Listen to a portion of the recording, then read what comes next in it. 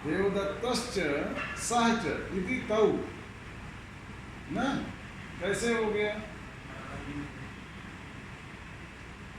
ये एक शेष का प्रकरण है, उसमें है त्यदादीनि सर्वैर नित्यम, त्यदादीनि सर्वैर नित्यम। कहते हैं त्यद तत् एतत् इदम अदस एक द्वि।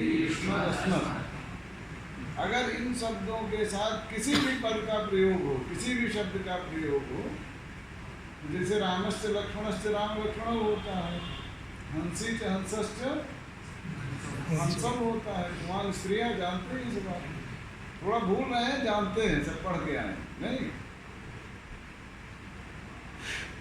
नपुंसकम अनपुंसकेन है। तो त्यदादीनि सर्वैर नित्यम, ये पाणिनि ने एक सूत्र बनाया। इसमें अब वयम पर अगर हम विचार करते हैं तो देवदत्तश्च त्वं च अहं च इति वयम, इसमें कौन सा नियम लगेगा? त्यदादीनि सर्वैर नित्यम से नहीं काम चल रहा है, तो कह रहे हैं त्यदादि नामक मिथा सहोक्तम यत् परम तच्छिष्यते। त्यदादि नामक मिथा सहोक्तम यत् परम तच्छिष्यते। क्या अभिप्राय हुआ? हमने जो त्यदादिगण का पाठ किया है, त्यदादिगण का जो, ऐसा हम नहीं कह सकते देवदत्तश्च अहं च त्वं च इति यूयम्, ऐसा नहीं कह सकते। त्यदादिगण में पठित जो शब्द हैं, उन शब्दों में जो पर है बाद का, वो शिष्ट रहता है, वो बचता है, बाकी लुप्त हो जाते हैं। तो हमने कहा देवदत्तश्च अमेरिका देश वास्तव्यश्च कश्चिदपि स्यात् विश्वस्मिन् त्वं च अहं च इति यूयम्। लोग हमें आरोप लगाते हैं ना कि आपने तो अपने लिए सब कुछ मांग लिया, अच्छी अच्छी चीजें मांग ली। वयम वीरेण शरदा सतम, ये ना आनो भद्रा कृतो यंतु विश्वता अदब्धास अपरीतास उद्भिदा। तो ना का अर्थ क्या करेंगे? आसमान। अब यहाँ पर केवल आसमान का अर्थ अगर हम अपने ये चार लोग बैठे हैं इनका अर्थ करें तो पहले कृष्ण की धारणा नहीं थी। उस धारणा को समझने के लिए हमें पाणिनि के पास जाना पड़ता है। वो साथ साथ कहते हैं कि त्यदादि नामक मिथा सहोक्तम यत् परम तच्छिष्यते, ठीक है ना?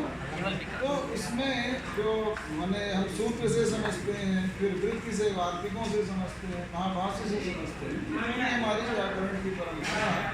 और इसके माध्यम से जब हम काव्यार्थ का, वेदार्थ का हम निर्धारण करते हैं तो हम उन विषयों की मूल भावना को समझ पाते हैं कि वो पूरे विश्व के लिए बात कर रहे थे, तो किसी एक छोटे से समुदाय के लिए आपने बात। जब भी आप बात करिए तो ये व्याकरण की ये दृष्टि आपको स्पष्ट होनी चाहिए कि हमारे आचार्य ने किस तरह से उसका प्रयोग किया। अभी हम पढ़ रहे थे, आप मैं भी सुन रहा था, उदात अनुदात और शरीर के बारे में। विचय उदात्ता कहा उन्होंने, विचय उदात्ता कहा, समाहार स्वरूप कहा, तीन सूत्र हैं। महाभाष्यकार ने विचय उदात्ता को कहा कि ऐसा नहीं है कि कोई ज्यादा ऊंच बोल रहा है, ऊंचा बोल रहा है तो उदात्त हो जाएगा। अनवस्थित पदार्थ कम हो, कोई महाप्राण है, कोई बलशाली है, जोर से बोलेगा तो बहुत जोर बोलेगा, हम बोलेंगे तो कमजोर बोलेगा। तो इससे उदात्त अनुदात आप नहीं निर्धारित करेंगे। उन्होंने कहा कि गात्राणाम आयामः दारुण्यम अणुता खस्य इति उच्चैकरण। आपका जो ये स्वर यंत्र है ये अणु हो जाएगा, छोटा हो जाएगा, मतलब जो विवर है जहाँ से श्वास निकाल रहे हैं, वर्णोच्चारण की प्रक्रिया समझा चुके हैं। जब वर्ण आप उच्चारण करते हैं, आत्मा बुद्धिया समेत चरधान मनोयुक्ति सब जानते हैं। तो गात्राणाम आयामः, खींचते हैं, खिंचाव होगा तो दारुण्य कठोरता आएगी इसमें जो स्वर यंत्र है। तो अणुता कस्य अणुता होगी उच्चैकरण, तो उससे उदात्त बन जाएगा। इसी प्रकार से अनुदात के लिए कहा मृदुता आएगी तो अनुदात हो जाएगा। गात्राणाम शैथिल्यम। जब स्वरित की बात आई तो कहा कि तस्यादित उदात्त मर्दरस्वम, तस्यादित उदात्त मर्दरस्वम जो हम कहते हैं, आदिता अर्धरस्वम उदात्त। रस दीर्घ और प्लुत की परिभाषा पढ़ चुके हैं। चाशस्तु वत्ते मात्राम वायसा विरब्धवेद वासस्तु दिनात्रिकम और शिखी रौदित मास्त्रस्तु नकुलस्तुर्धमात्रिकम। तो कहा कि अर्धरस्वम, रस्व का आधा, अर्धरस्वम हुआ, रस्व से आधा अर्धरस्वम। अब उसमें एक समस्या हो जा रही है कि तस्यादित उदात्त अर्धरस्वम में एक मात्रा में तो कोई समस्या नहीं, एक मात्रा का हमें उच्चारण करना है, उसका हमें स्वरित उच्चारण करना है, आधा हमने उदात्त कर लिया, आधा हमने अनुदात्त कर लिया, ठीक है, आदि में उदात्त कर लिया, अंत में। और ये कहते हैं कि ये जो तस्यादित उदात्त अर्धरस्वम है, इसमें ऐसा नहीं है कि तिल तंडुलवत समाहार, तिल तंडुल प्रातिशाख्यकार कहते हैं, सॉरी वो दुग्ध जलवत समाहार नहीं है, समाहार स्वरिता दुग्ध जलवत नहीं है। अभी तो उसका भेद स्पष्ट है कि आदि में उदात्त क्या करते हैं, अनुदात्त पारिशेष्यात् अर्धम अनुदात्त। किंतु जहाँ दो मात्रा है, जहाँ तीन मात्रा है, प्लुत की तीन मात्राएं हैं, दीर्घ की दो मात्राएं हैं, वहाँ पर क्या करेंगे आप? अर्धरस्वम कहते हैं तो आधी मात्रा उदात्त की, डेढ़ मात्रा अनुदात्त। किंतु जब भक्तवली दीक्षित कह देते हैं ह्रस्व ग्रहण अतंत्रम अविवक्षितम, तब एक समस्या खड़ी हो जाती है। अगर हम कहें कि अर्धम उदात्तम, अर्धम अनुदात्तम, तो प्लुत में डेढ़ मात्रा उदात्त, डेढ़ अनुदात्त हो जाएगा, और दीर्घ में एक हो जाएगा, दात्त अनुदात्त हो जाएगा। इसका दिक्पादिशाख्य ने दोनों मतों को लिया है। उन्होंने कहा कि तस्योदात्त तरोदात्ता अर्धमात्रार्धमेव, तस्योदात्त तरोदात्ता अर्धमात्रार्धमेव, अर्धमात्रा वही जो पाणिनि कह रहे हैं, अर्धमेव हुआ, अथवा जो बाद में भक्तवली दीक्षित ने जिसको दिया। तो हमारे शास्त्र कहीं पर भी प्रामाणिक नहीं है, व्याख्यान तो विशेष प्रतिपत्ति नहीं। जब हम पूरी परंपरा को पढ़ते हैं तो हमें लगता है कि कितना आश्चर्य हम करते हैं। जैसे आपने देखा कि ए आई और ओ औ, ये दो ध्वनियाँ, चार ध्वनियाँ हैं, इसको पाणिनि एच कह करके परिभाषित करते हैं, वृद्धिराधेच।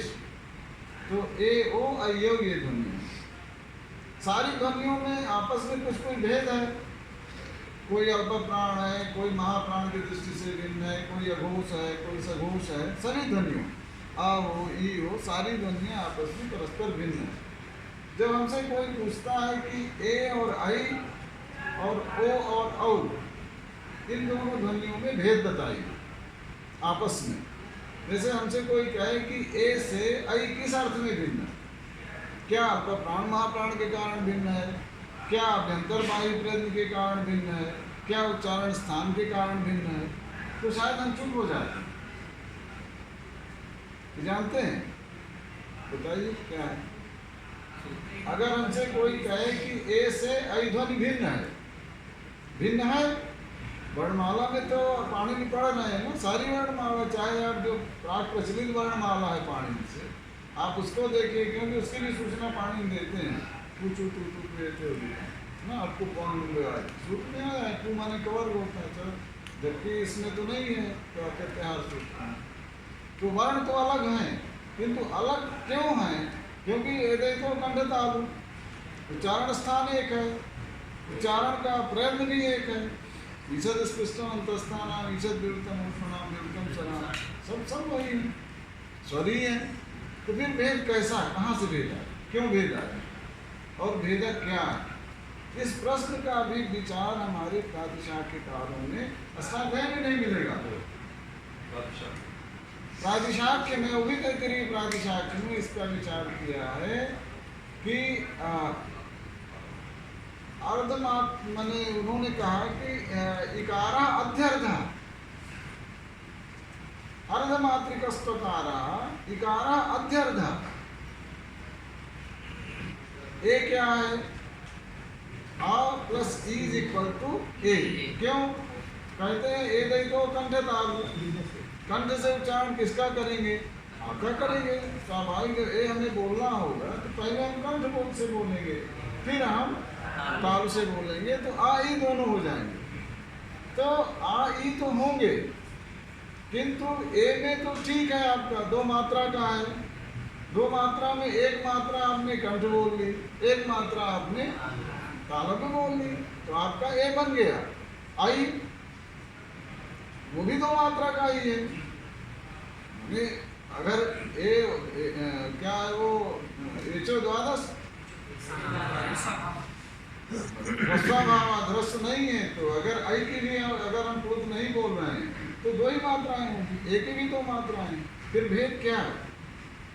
तो हमारे प्रातिशाख्यकारों ने कहा कि इकारा अध्यर्ध मात्रिका, इकार जो होगा अरे सर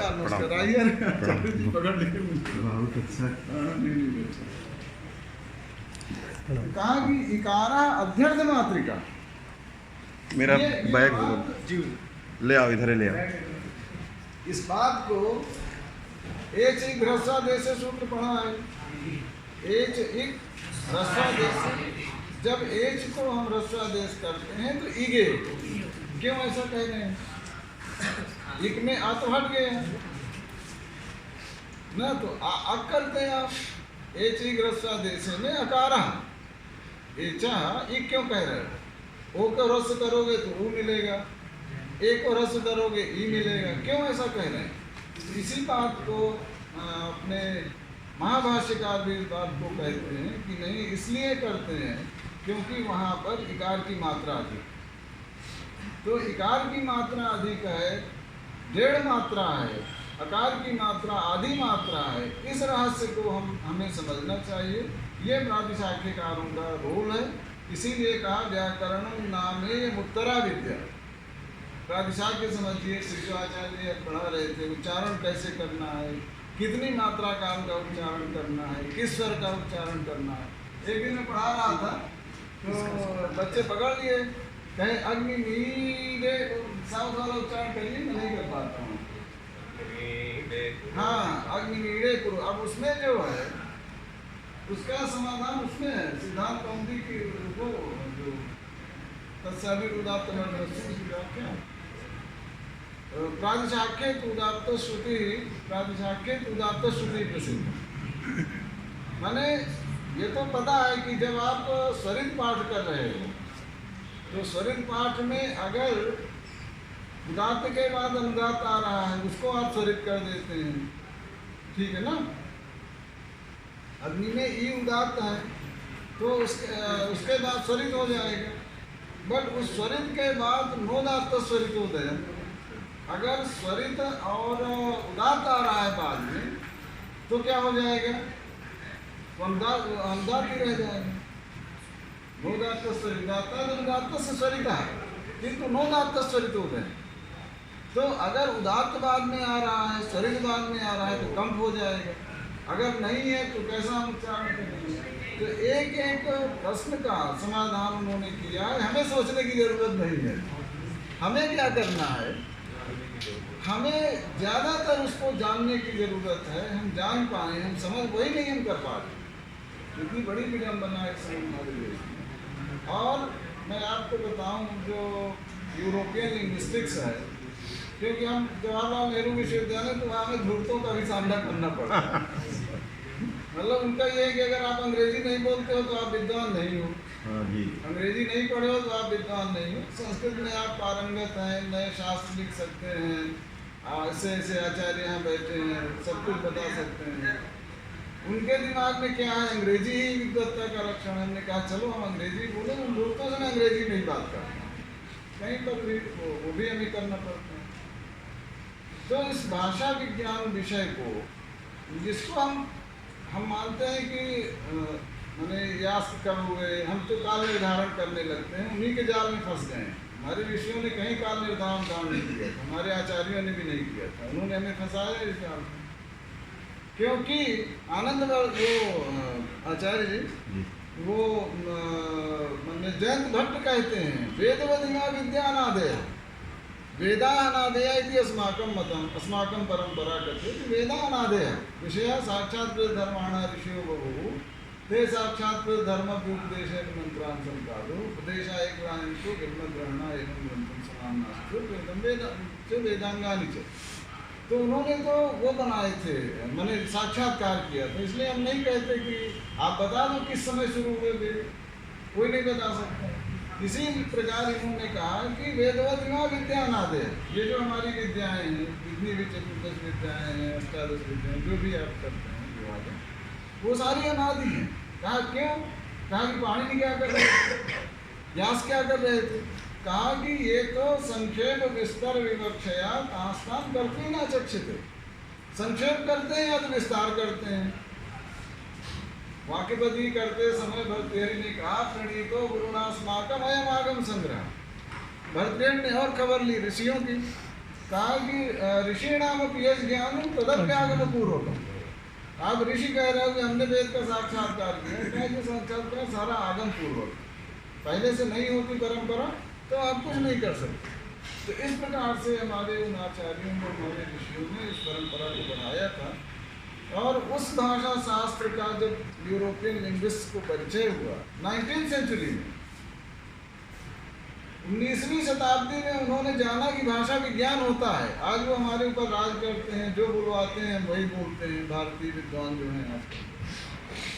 19वीं सेंचुरी का यूरोपियन लिंग्विस्ट कह रहा है कि without the understanding of Sanskrit linguistics it was impossible to develop this linguistics. अगर हमने भारतीय भाषा विज्ञान को नहीं समझा होता, हमें परिचय उससे नहीं कराया गया होता, तो हमारा ये यूरोपियन लिंग्विस्टिक्स संभव नहीं था। कहते हैं जितना ऋण हमने प्राप्त किया है इन आचार्यों का, जितना हम उसको स्वीकार कर रहे हैं, उससे कहीं ज़्यादा ऋण। कहते हैं एक टर्मिनोलॉजी हमने यहाँ कंठ कहा है, तालव्य कहा है, दंत कहा है, उसी को डेंटल बोलते हैं। दंत को डेंटिस्ट होता है ना, जो दांत वाला, हमारा दंत है, दंत मूल में। हमारे यहाँ तो स्थान क्या है, करण क्या है, सब चर्चा की है, कुछ नहीं छोड़ा। हम बता रहा हूँ आपको, ईमानदारी से बता रहा हूँ कि स्थान बने, जैसे मूर्धा स्थान है, तालव्य है, तालु स्थान है, कंठ स्थान है। और करण क्या है, जीवा करण है, जीवा चलती है, करण जो है वो चलता है। तो जीवाग्र है, जीवाग्रोपाग्र मध्य मूला नाम से करण है, वो वही व्यापार। इसमें जब ओष्ठ को मानते हैं स्थान, वो बदवानिया नाम ओष्ठ, तो इसमें कौन स्थान है, कौन करण है, इसका इसीलिए चर्चा की। कहता जो उत्तरोष्ठ है वो स्थान है, अधरोष्ठ करण है, क्योंकि वो चलता है, आप अनुभव करके देखिए। तो इतना सूक्ष्म विवेचन, और प्राणी की आवाज को उन्होंने प्रमाण नहीं माना, कहा चाशस्तु बदते मात्र। मैंने पक्षी अगर स्वाभाविक कर रहा है तो आप उसको प्रमाण मानो, और इस प्रकार से इस पूरे शास्त्र का, इस पूरे तंत्र का। किंतु उसके जो हमारे वो कह गए हैं गीता में उपदेश करते समय, तद विद्धि प्रणिपातेन परिप्रश्नेन से उपदेक्षण ज्ञान।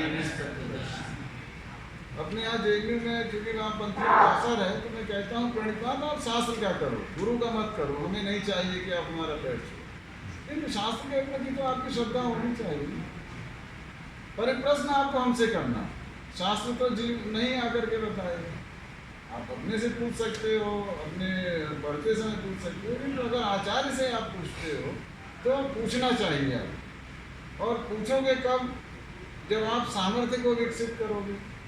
जब सामर्थ्य होगा ना, आप में थोड़ी सी दमखम होगी, तभी तो आप पूछोगे। आप पढ़ के आओगे, आप में लगेगा कि नहीं अभी हम इसको लगा लें और लगा लें, तब आपको संदेह उपस्थित होगा, तब आपके मन में शंकाएँ आएंगी, तब उनको जब आप पूछोगे किसी आचार्य से। किंतु इसमें दोनों की शर्त बताई, तद्विद्धि प्रणिपातेन परिप्रश्नेन सेव्य, छात्र का हो गया। आगे कह रहे हैं उपदेक्षन्ति ते ज्ञानम ज्ञानिनस् तत्त्वदर्शिनः, जिनमें ज्ञान होगा, और ज्ञानी तो आत्मैव मे मतम्, जिसमें ज्ञान होगा वो आत्मा है भगवान कृष्ण।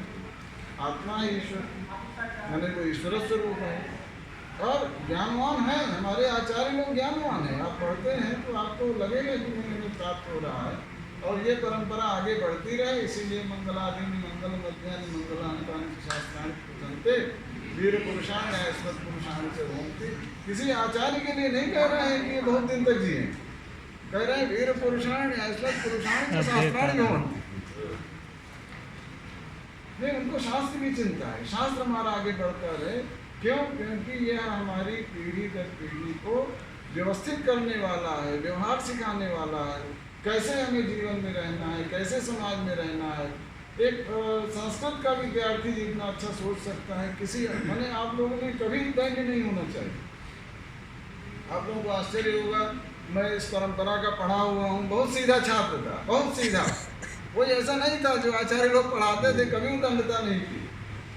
और किंतु जब आया मौका कि नहीं ये भारत विरोधी नारे लगवा रहे हैं, ये बदमाशी कर रहे हैं 500 अध्यापकों के बीच में, वो दाढ़ी वाले, वो अंग्रेजी बोल रहे हैं, इसीलिए मैंने भी थोड़ी दाढ़ी रख दी है। सबके सामने खड़ा होकर के पूरे देश के सामने बात आई कि नहीं तुम लोग तो गलत रास्ते पर चल रहे हैं, तो ऐसा कैसे कर सकते हो। एक संस्कृत के अध्यापक ने वहाँ की एक प्रतिष्ठा बनाई, विज्ञान के क्षेत्र में, समाजशास्त्र के क्षेत्र में, इतिहास के क्षेत्र में हमने अपनी प्रतिष्ठा बनाई। हमने कहा आप हमसे तर्क करो, आप हमसे बात करो। आज रोमिला था पर मुँह छिपाते घूम गए। हमने कहा जो कुतर्क आपने खड़े किए हैं तो उसके लिए आपको सुनना पड़ेगा, तो ये भी आपका दायित्व है। आप शास्त्र को पढ़िए। व्याकरण क्या है? व्याकरण तो आप प्रवेश का माध्यम है, ठीक है, वो अपने आप में भी एक शास्त्र है। वो कहते ही हैं अभी प्रयोग पुरात्मानम शब्द मंत्र अवस्थितम प्राहुर महांतम ऋषभम जैन साहित्य में। व्याकरण मोक्ष तक ले जाता है आपको, ठीक है, वो हमें कोई चिंता नहीं। किंतु वेदार्थ का अवधारण, सारे शास्त्रों का अवधारण, अभी मैं वो पढ़ रहा था, हाँ आ ब्रह्मन ब्राह्मणों ब्रह्म वर्चसी जायता। अब ब्रह्म वर्चसी कैसे हो गया? जब तक व्याकरण नहीं जान रहा है, व्याकरण को आप नहीं जान रहे हैं, आप नहीं बता सकते हो।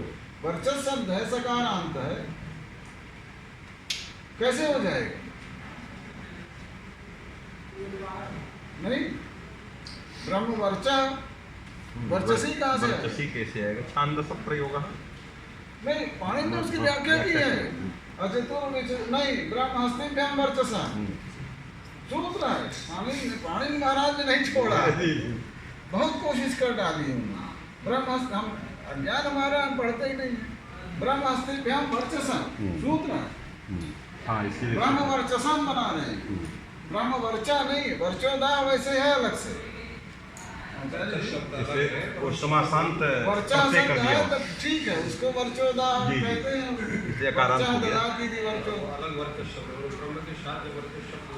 वो समासांत आकार प्रत्यांत, समासांत निपातन हो गया।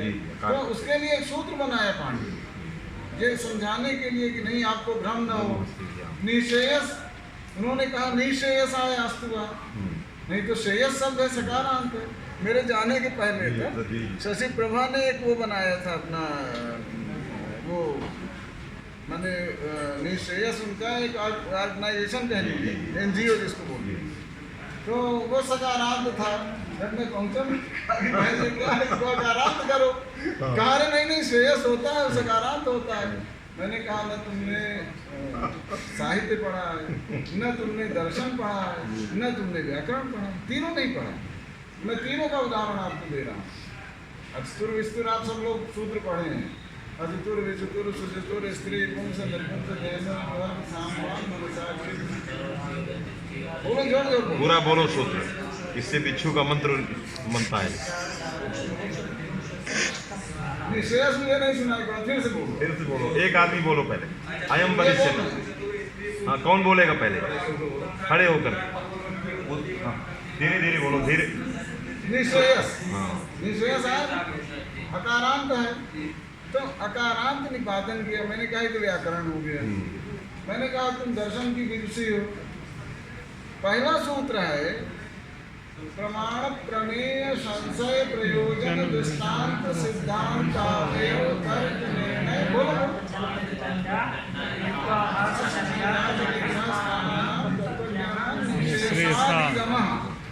निशेषाधिगम कैसे हो जाएगा? विच्छेद करो, निःश्रेयस अधिगमा ह्रस्वकार है। निःश्रेयस अगर कारांत नहीं है तो दीर्घ नहीं हो सकता। मैंने कहा नहीं पढ़ा है, तुमने पढ़ा ही नहीं, मैंने कह दिया बहुत बुरा मान। मैंने कहा कालिदास को पढ़ा होता तो क्या कहते हैं, निःश्रेयसायास्तु वः, चतुर्थन प्रयोग करते हैं, निःश्रेयसायास्तु वः, आपके कल्याण के लिए हो।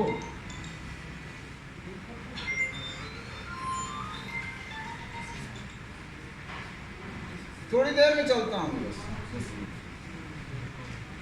तो निःश्रेयसायास्तु वः कालिदास कह रहे हैं, न साहित्य पढ़ा, न व्याकरण पढ़ा, और न अपना जो दर्शन शास्त्र क्लेम करते हैं वो नहीं पढ़ा। इतना भ्रम है, समझ लीजिए। व्याकरण आप पढ़ लो, इतना रोग रहेगा, ठीक से पढ़ लो बस। उस पर एक वो है, एक जयंत भट्ट की इसी सूत्र पर उन्होंने लिखा, प्रमाणादीनां तत्वज्ञानां मिथ्या ज्ञान निरासा। ठीक है, आगे लिखा सत्य मिथ्या ज्ञान निराशे। ध्यान से सुनिएगा, अभी पूछूंगा आप लोगों से। सत्य मिथ्या ज्ञान, व्याकरण का इसलिए पूछूंगा, समास पढ़ चुके इसलिए पूछूंगा। सत्य मिथ्या ज्ञान निराशे तन्मूलः, लिख लो, सत्य मिथ्या ज्ञान निराशे तन्मूलः संसारः निवर्तते। सत्य मिथ्या ज्ञान निराशे तन्मूलः संसारः निवर्तते। अब इसमें इसका हमें अर्थ करना है। प्रमाणादीनां तत्वज्ञानं, प्रमाणादि इदमेव कार्यं दर्शनस्य, प्रमाणादीनां तत्वज्ञानं मिथ्या ज्ञान निराशा। मिथ्या ज्ञानं यदस्ति तस्य ज्ञानस्य अस्माकं निराशा भवति। सति मिथ्या ज्ञान निराशे, सति सप्तमी अस्ति, मिथ्या ज्ञानस्य निराशा यदा जातः तदानीं किं भवति, सति मिथ्या ज्ञान निराशे तन्मूलः संसारः निवर्तते। संसारः निवर्तते, संसारः निवर्तेति इति अस्माकं सर्वेषां प्रयासः। तो तन्मूलः इत्यस्य विग्रहः इदानीं करणीयः। क्या करिष्यति छात्रेषु? तन्मूलः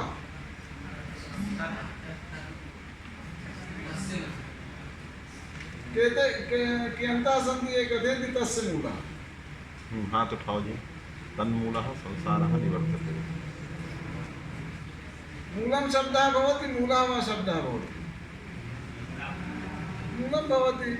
तो तस्य मूलः तु कदापि न सम्भवति। कस्मात् न सम्भवति? कस्मात् न सम्भवति?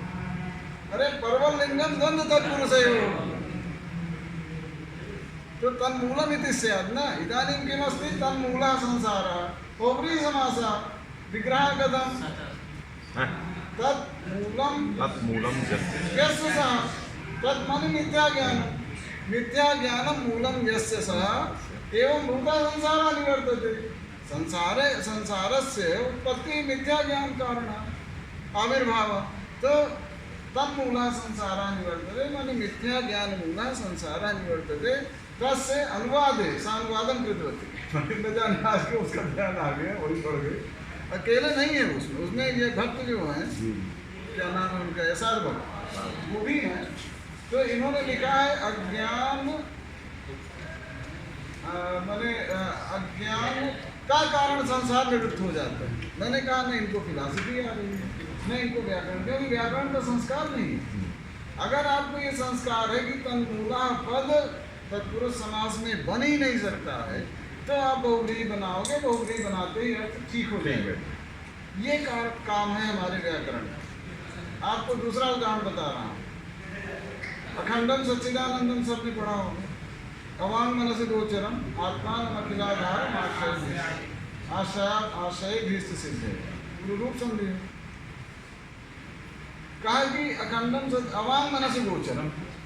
मैंने एक बार पूछ लिया दार्शनिक से, मैंने कहा इसका जरा सा विग्रह करके बताओ। अब उसमें मनस तो सकारांत है, अगर सकारांत हम मानते हैं तो अगोचरम हो गया, और इधर अवांग मनस गोचरम, दो नए हो गए। दो नए अगर हमने कर दिया तो पॉजिटिव अर्थ आ गया। माने वाणी और मन के गोचर नहीं है ऐसा नहीं है, अर्थात वाणी और मन का विषय है, वाणी और मन का ही विषय है, अवधारण हो। ये अर्थ में विपरीत नहीं है, परेशान से। अब उसको व्याकरण ही बता सकता है ऋषि सूत्र से, अचतुर विष्णु सुस्तुर स्त्री उसी में अकारण वांग मनसाक्षी।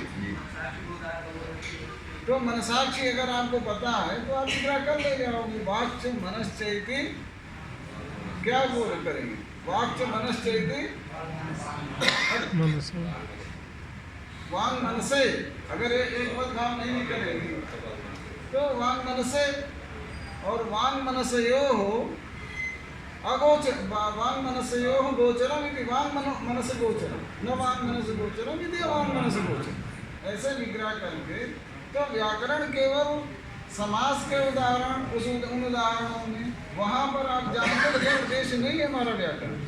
अगर आपने समास पढ़ लिया है तो व्याकरण जितने भी जहाँ पर भी साहित्य में, वेद में, जहाँ पर भी आपको उदाहरण मिलते हैं उन सारे उदाहरणों की व्याख्या कर लीजिए। ये आपके व्याकरण शास्त्र की उपादेयता है। साहित्य शास्त्र हो वह उपकार मानता है, काणादम पाणिनीयम च सर्वशास्त्रोपकारकम, ये ध्यान में रखना है। और आज मैं आपको यहाँ ये बताना चाह रहा हूँ कि आज की डेट में संस्कृत में जो पांडित्याँ हैं उनको ठीक से अनुवाद और संपादन करने वाले आचार्य में नहीं मिल रहे हैं